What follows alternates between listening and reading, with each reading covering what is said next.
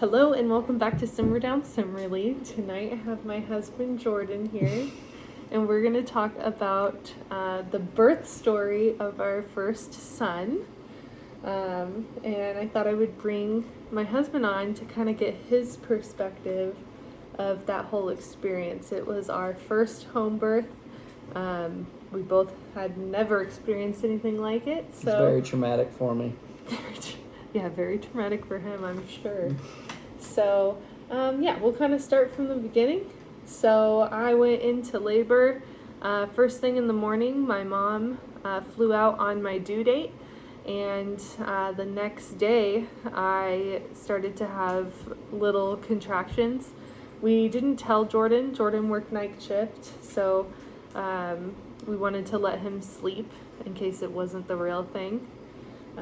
And so my mom and I, we went to, at the time we were living in Spokane, so we went to Gonzaga and walked around, did some curb walking, went to some thrift stores, and by lunchtime things were picking up. What's your kind of first, I guess? I don't know. I was asleep. You were asleep. But when you woke up. I woke up and found out you were in labor and that you'd been in labor for hours. And so I basically was thrown straight into the descent into what a first time mother's childbirth experience is like. Yeah. So long and painful and so I can't remember, was it with Asher, was it like, I don't even know how to say, like when you woke up, was I already like pretty far along, or you was were I definitely still pretty normal? like kind of doing some funny like ooh type stuff. Well, it's funny because tried- with your first baby, you have like big plans of like everything you want to do. So we had to go to this birthing class, and they were gonna like teach us everything that we were supposed to like do to prepare for this labor. And you I don't knew the think, whole curriculum, and I actually needed the class. yeah, but it's funny, like they have you like write down like the things that you want to do. You know, like I wanted the house. This shows that this was the first time mom issues. I wanted the whole house to be like spotless, like total nesting mode. Like I didn't want dishes. I wanted the counters clean. I wanted the floors. I wanted like the sterile environment apparently for him to come into the world. I wanted I wanted to take a shower and have my hair braided. Do you remember all this? Oh, you had like, a whole so list. many things. You had like very specific snacks. Yeah. Yeah, you wanted the house cleaned a very specific way. There was a couple things you were really upset that didn't get done too. I can't even. And you've done like 90% of it at least, but. Yeah. No, but it kind of all went down the toilet pretty quick.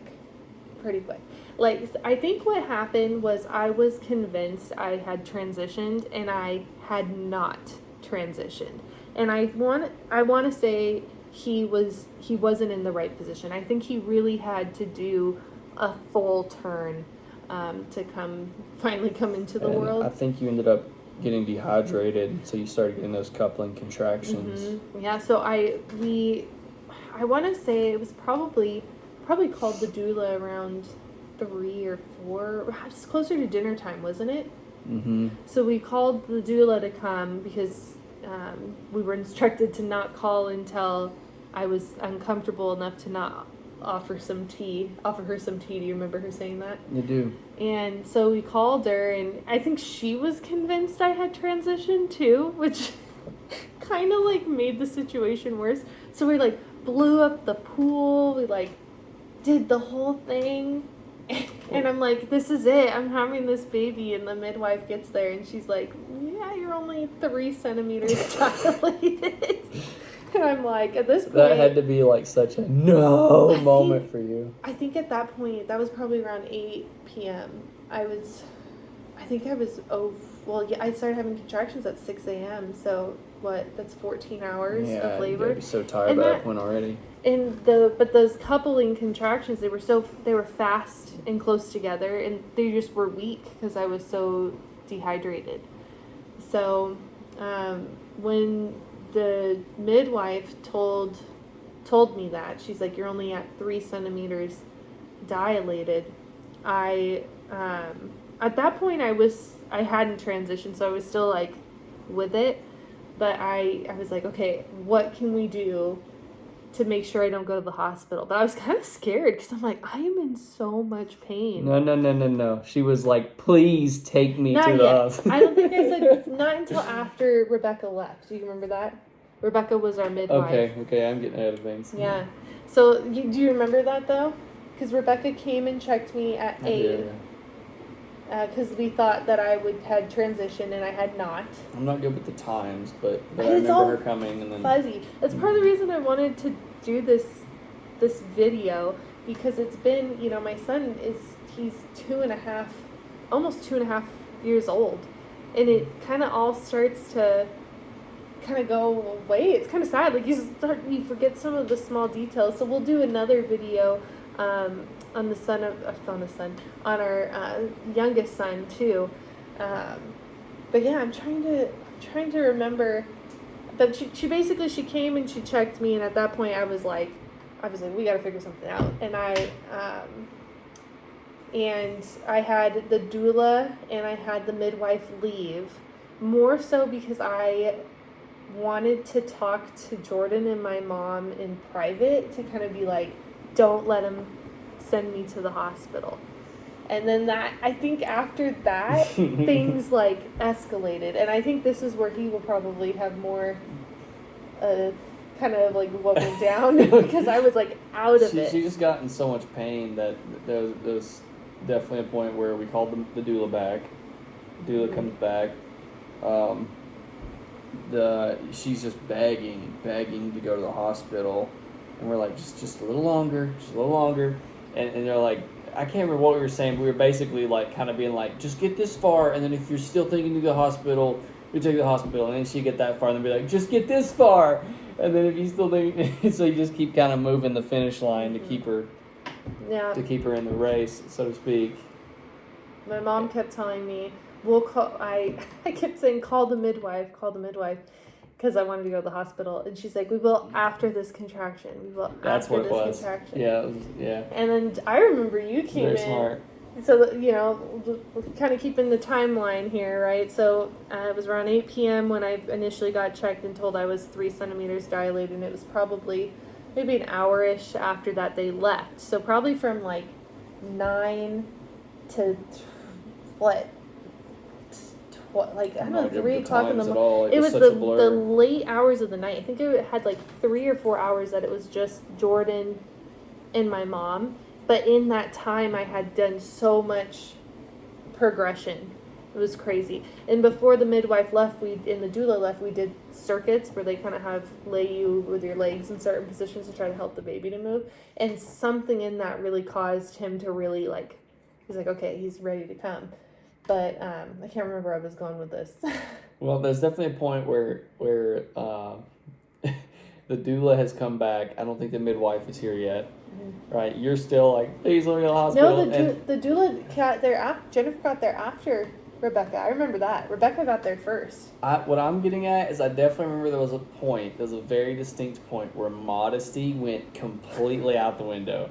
Like, she's just walking around butt naked, just does not care who sees her, and I'm like kind of in protector mode, and I'm like trying to cover up like it matters. I'm just being annoying. So I had to eventually get through my head like, okay, well, this is childbirth, you just go with it. And it's funny because we are literally in our own house. Yeah. And it's me, Jordan, my mom, and then we had our doula, Jennifer, and Rebecca was our midwife and her birth assistant.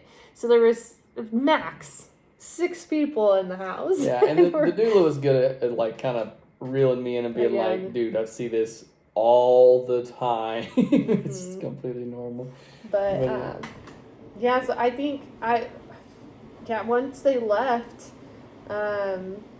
I think that's when things really started to heat up, and so Jordan and my mom really took care of me, probably in like the worst part, probably when we needed to have the doula there. Well, what was rough too is you don't know how childbirth's going to go. It's your first childbirth, and so we filled up this pool and we put this warm water in it, but hours have passed, and so now the water's cold.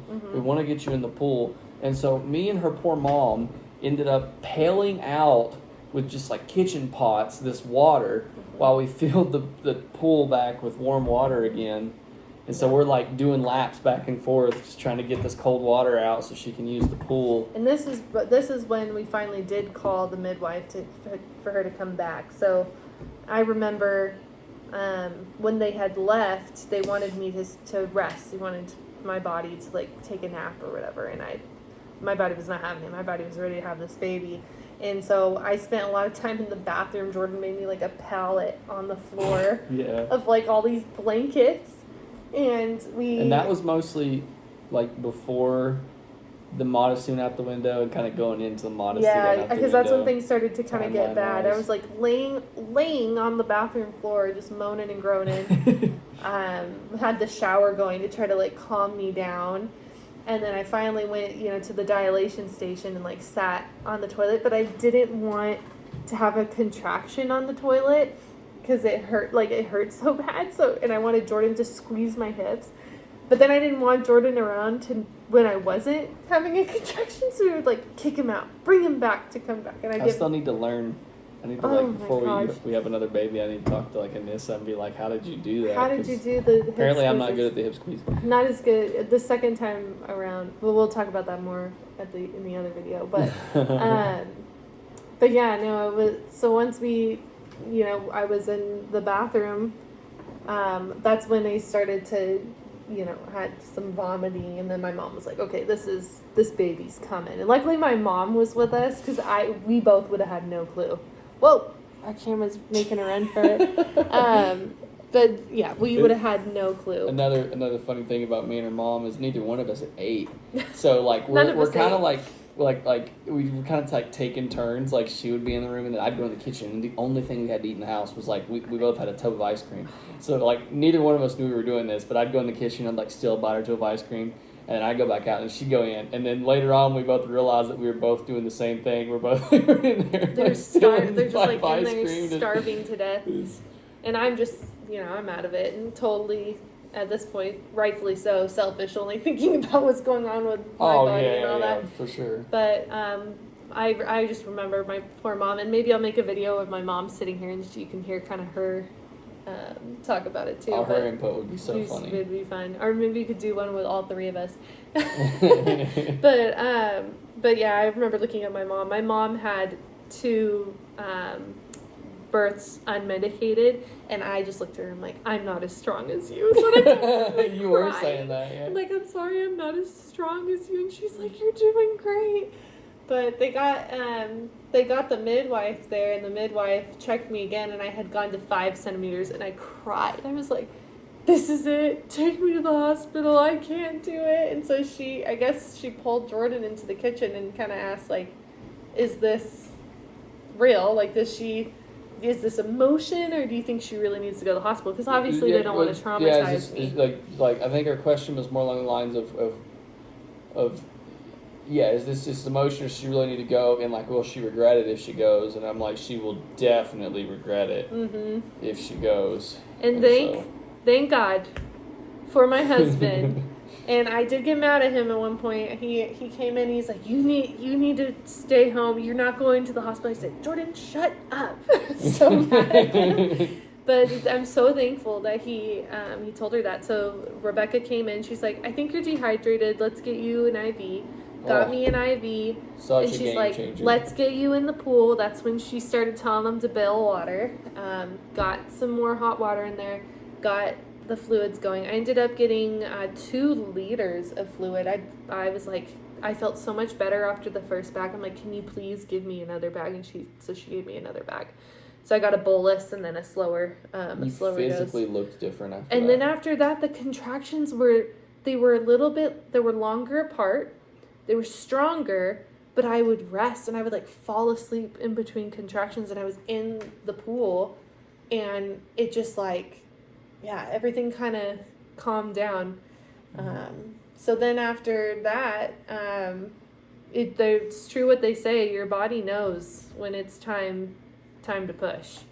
And so I think it got to be around like, he was born at like 7 a.m. So I think it was like 6 a.m.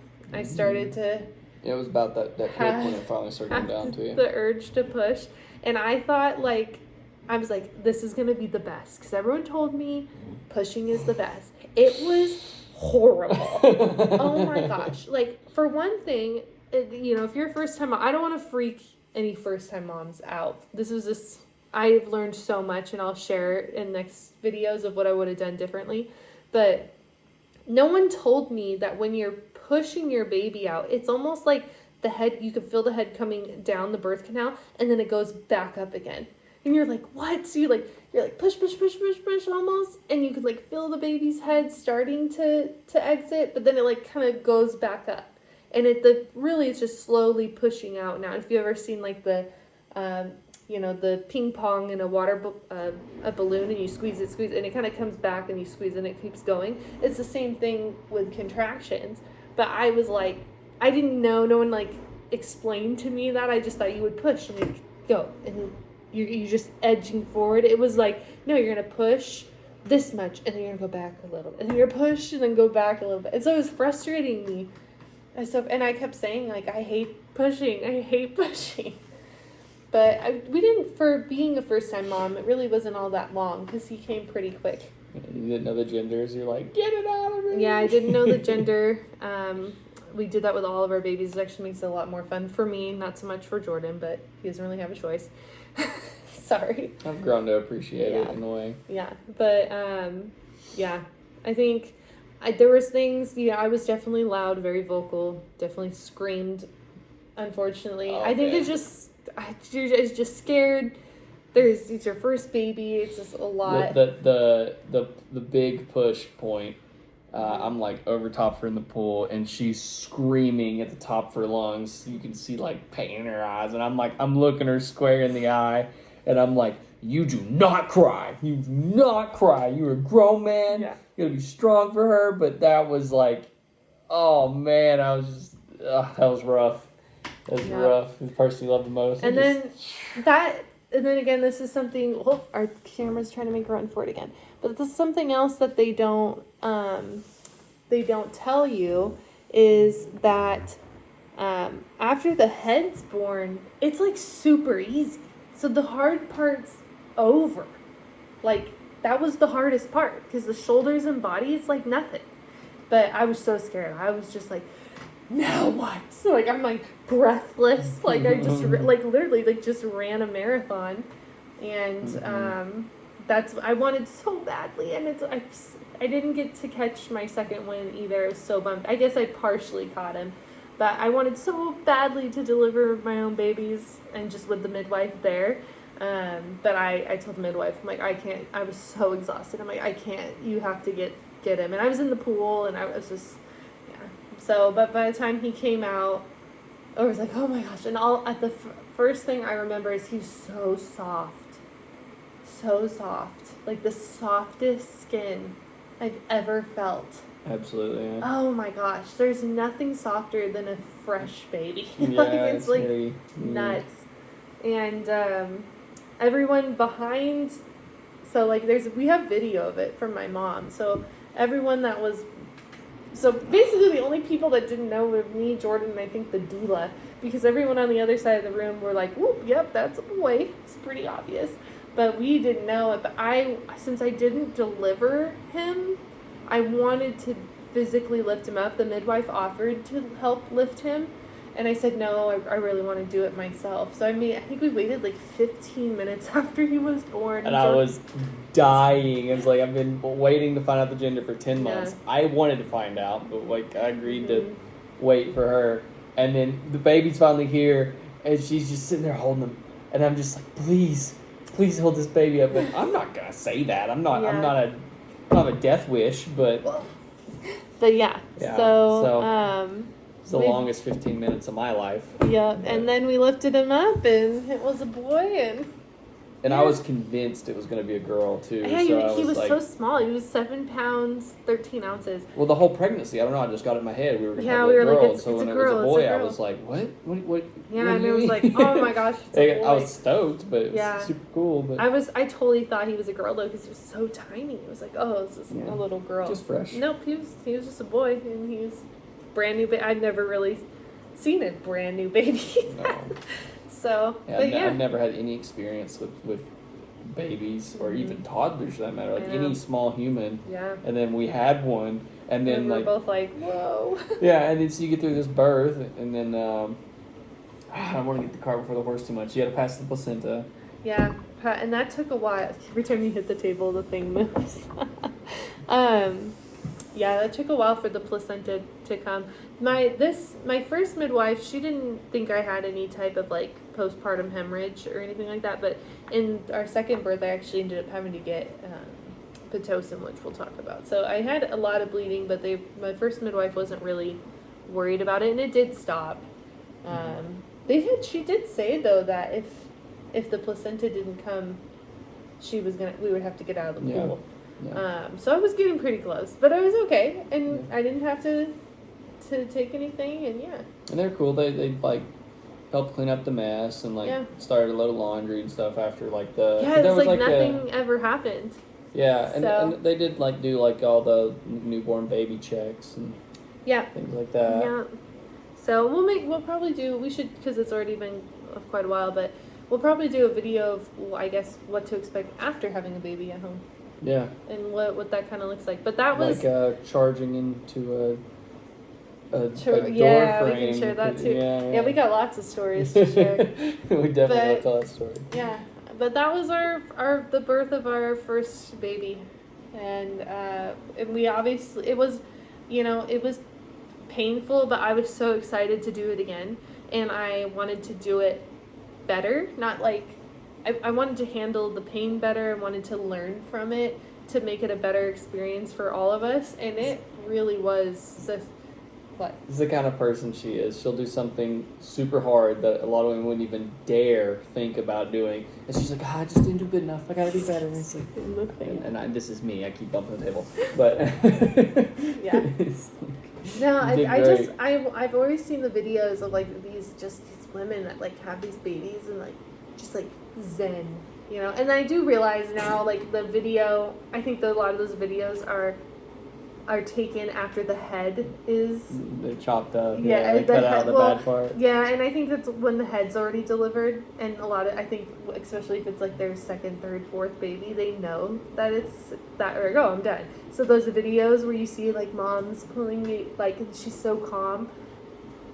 She very well could have been calm the whole time. I mean, that's my second delivery. I was extremely calm, but most likely it's because they know that the hard part's over and that part's really, really easy. So there usually is a lot of relief of just knowing, like, oh my gosh, I'm done. The head's boring, kind of a thing. So, but yeah. Anyway, thanks for watching. If you have any questions for us, or if there's anything you want to hear us talk about, let us know. Be sure to like and subscribe. And yeah, thanks so much. Bye.